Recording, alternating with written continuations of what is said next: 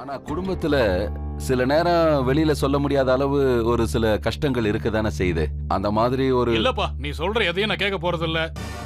அருணுக்கு கல்யாணம் ஆனப்போ நான் ஃபேமிலியோட அமெரிக்கால இருந்தேன். அதனால நீ ஒண்ணு பண்ணு, வரும்போது அவங்களையும் கூட்டிட்டு வா. என்ன, நாங்க அவங்களையும் பார்த்த மாதிரி இருக்கும்ல. எங்க வீட்ல சில பிரச்சனைகள்லாம் இருக்கு. இந்த தடவை மன்னிச்சிருங்களேன். அடுத்த தடவை கண்டிப்பா நாங்க வரோம். இதெல்லாம் சொல்லாதீங்க நீ. குடும்பத்துல இப்படி நடக்கிறதெல்லாம் சகஜம்தான். வீட்டுக்கு வீடு வாசப்படி. அப்புறம் நண்பர்கள்னு நாங்க எதுக்கு இருக்கோம்? சுக துக்கத்தை பகிர்ந்துக்கு தானே. இதுக்கு மேல எதுவும் சொல்லாதீங்க. நீங்க வரணும்னா வரணும், அவ்வளவுதான். சரிப்பா ஹாப்பி. நீ இவ்வளவு தூரம் வற்புறுத்துறதுனால இன்னைக்கு சாயங்காலம் ஒரு 10 நிமிஷம் வந்துட்டு போயிடுறேன். அட, நண்பன்னா இப்படி எல்லாம் இருக்கணும். சரிப்பா, சாயங்காலம் பார்க்கலாம். என்ன? வரேன் வரேன் வரேன் வரேன்.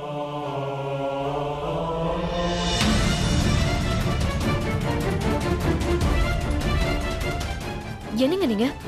நான் கண்டிப்பா வரமாட்டேன். பிரீத்தி,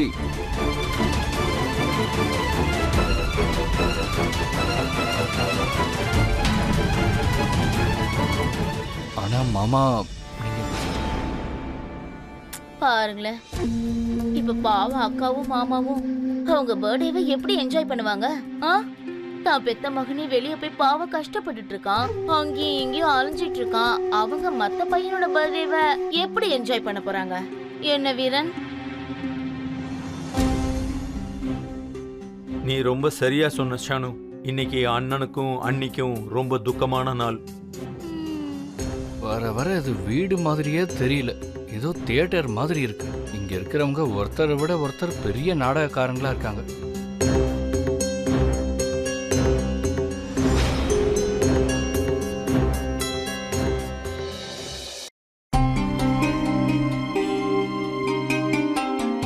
இது பாருமா, நீ போய் இன்னும் கொஞ்சம் லஸ்ஸி ரெடி பண்ணி வை.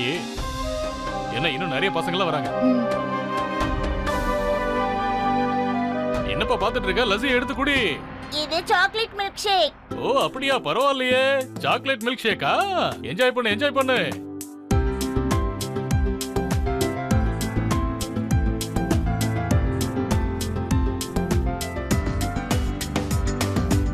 அதெல்லாம் ஒரு பெரிய விஷயமா? இங்க பாரு, நீ என் மேல வச்சிருக்கிற நம்பிக்கையை காப்பாத்தணுன்றதுக்காக தான் அவன் அடிக்கிற மாதிரி ஆயிடுச்சு. அப்புறம் அவனுக்கு எவ்வளவு தைரியம் இருந்தா பொண்ணு அந்த மாதிரிலாம். இங்க பாரு சௌமியா, உன்னை யாராவது ஏதாவது சொன்னாங்கன்னா நான் உங்களை சும்மா விட மாட்டேன். அது எங்க யாரா இருந்தாலும் சரி. ஆமா, என்னைக்காவது ஒரு நாள் நம்ம பெரிய பிரச்சனையில மாட்டிக்க போறோம் பாருங்க.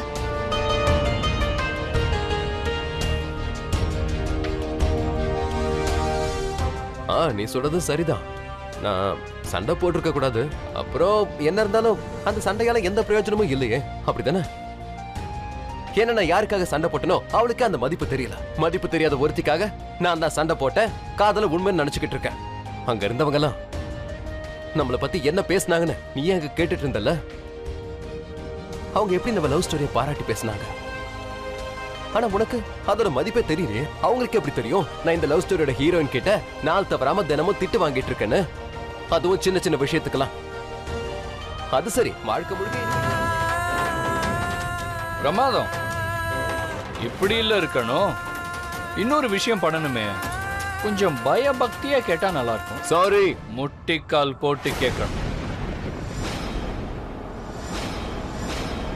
ஒரு வேளை ஹீரோ நடிக்கலனா இந்த படமும் நின்று போயிடும். அப்புறம் எல்லாருக்கும் வேலை இல்லாமலும் போயிடும்.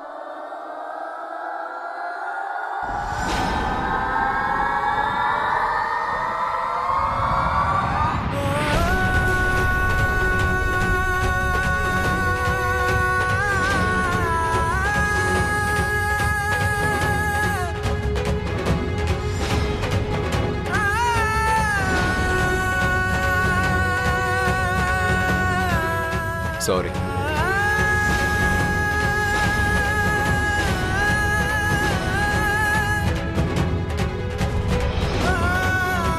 சாரி.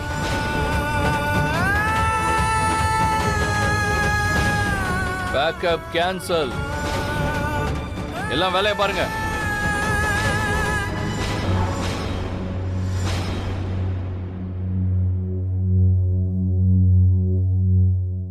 பாத்தியா ஹீரோவோட தகுதி என்னன்னு? ஹலோ சிண்டு. எங்களோட வேலைக்கார ஆண்டி இருக்காங்களே, அவங்கள என் அம்மா அப்பா பக்கத்து வீட்டுக்காரங்களாம் சேர்ந்து வேலையை விட்டு நிறுத்திட்டாங்க. ஏன்? அவங்கள திருநங்கன்னு சொல்றாங்க. அப்படின்னா என்ன அர்த்தம் தெரியுமா? எனக்கு தெரியும். திருநங்கைங்கன்னா ரொம்ப அழகா இருப்பாங்க, எல்லாரையும் ரொம்ப அன்பா பாத்துப்பாங்க. அதனாலதான் அவங்க என் மேல ரொம்ப அன்பு காட்டினாங்க. சரி, நான் உனக்கு அப்புறமா ஃபோன் பண்றேன், சரியா? ஓகே, பாய். இன்னைக்கு என் பாட்டிய ஒரு வழி பண்ணாம விட மாட்டேன். அருண், நீ எதுக்கு இங்க வந்த? உங்ககிட்ட நான் ஒரு முக்கியமான விஷயம் பேசணும். என்ன சொல்லு. இங்க பாரு, என்னோட அக்கௌண்ட்ல இப்ப கிட்டத்தட்ட 3 லட்சம் ரூபாய் இருக்கு. இன்னும் 2 லட்சம் கூட நான் எப்படியாவது ரெடி பண்ணிடுறேன். உனக்கு எப்போ தேவைப்பட்டாலும் என்கிட்ட சொல்லு. ஆனா நீ சௌமியா அண்ணிய வீட்டு வேலைக்கெல்லாம் அனுப்பாத. என்ன? அவங்கள அனுப்புறது எல்லாருக்கும் தெரிஞ்சா அப்புறம் என்ன ஆகும்? எப்படி அவங்க இதெல்லாம் செய்யறாங்க? வீட்டு வேலையா? உனக்கு என்ன மூளைகளை குழம்பி போயிடுச்சா? நீ என்ன உளறிட்டு இருக்க? சௌமியா அண்ணி வீட்டு வேலை செய்யற விஷயம்லாம் உனக்கு தெரியாதா? நான் உனக்கு முன்னாடியே தெரிஞ்சிருக்கும்னு நினைச்சேன். சரி, பரவாயில்ல, விடு, நான் கிளம்புறேன். அப்புறமா உனக்கு ஏதாவது தேவைப்பட்டுச்சுன்னா எனக்கு நீ கால் பண்ணு. சமுதாயம் அவங்கள அவங்களுக்கு எதிரியா தான் நினைக்கும், அவ்வளவுதான். ஆனா மல்லிகாக்கா, நான் தப்பா எதுவும் செய்யல. இல்ல, நீ தப்பா எதுவுமே செய்யல. இங்க பாருமா, இன்னைக்கு வேணா நீ செய்யறது சமுதாயத்தோட பார்வைக்கு தப்பா தெரியலாம்.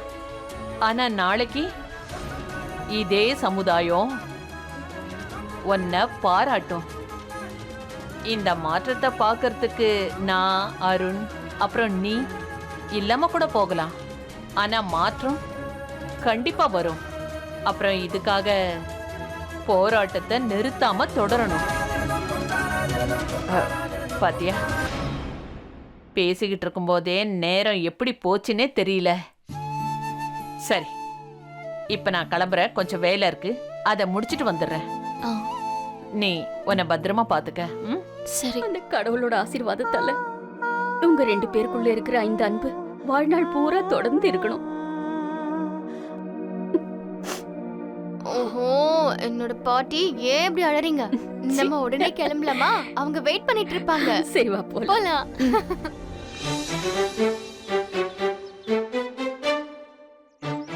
சௌமியா, சௌமியா, இப்பயாவது ஒத்துக்கைய. இங்க பாரு, நீ எதாவது என்கிட்ட பேசலனா அப்புறம் நான் கத்தி இந்த ஊரையே கூட்டிடுவேன். ஆமா, நீ ஏன் பேச மாட்டேங்கிற? அப்ப நீ பேச மாட்ட? ஓகே.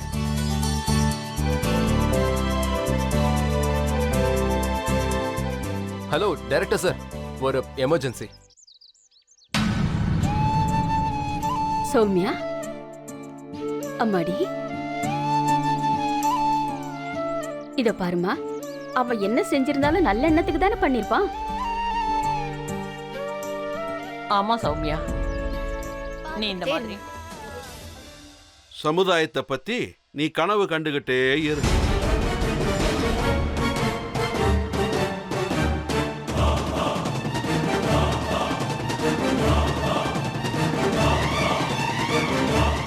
இது என்னைக்கு நடக்காது.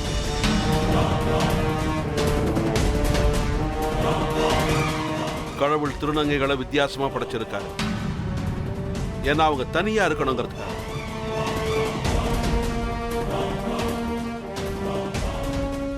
இந்த 2 உலகமும் என்னைக்கு ஒன்னா இருக்க முடியாது. அப்பா, நம்ம வீட்ல நம்ம மொத்தம் 5 பேர் இருந்தோம். நம்ம 5 பேர்ல அம்மாவோட யோசனையால மட்டும்தான் சௌமியா அக்கா இந்த சமுதாயத்துல ரொம்பவே நார்மலா வாழ்ந்துட்டு இருக்காங்க. என்ன பாட்டி? இல்ல, அப்ப கணக்கு போட்டு பாருங்க. ஒவ்வொரு வீட்லயும் 5 பேர்ல ஒருத்தருக்காவது இந்த மாதிரி யோசனை இருந்தா அப்ப சௌமியா அக்கா மாதிரி எத்தனையோ பேர் இந்த சமுதாயத்துல வாழ்வாங்களே. அப்ப கூடிய சீக்கிரம் இந்த 2 உலகமும் ஒரு நாள் ஒண்ணா மாறிடும்.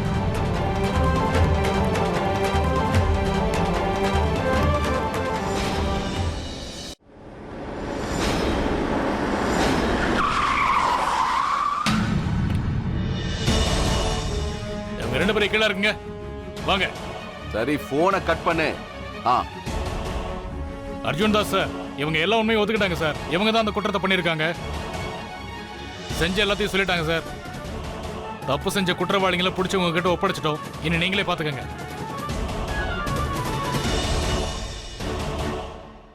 இந்த குர்தாஸ்பூர்ல இந்த அர்ஜுன் தாஸோட பேரை கேட்டாலே அப்படியே நடுங்கி போயிடுவாங்க.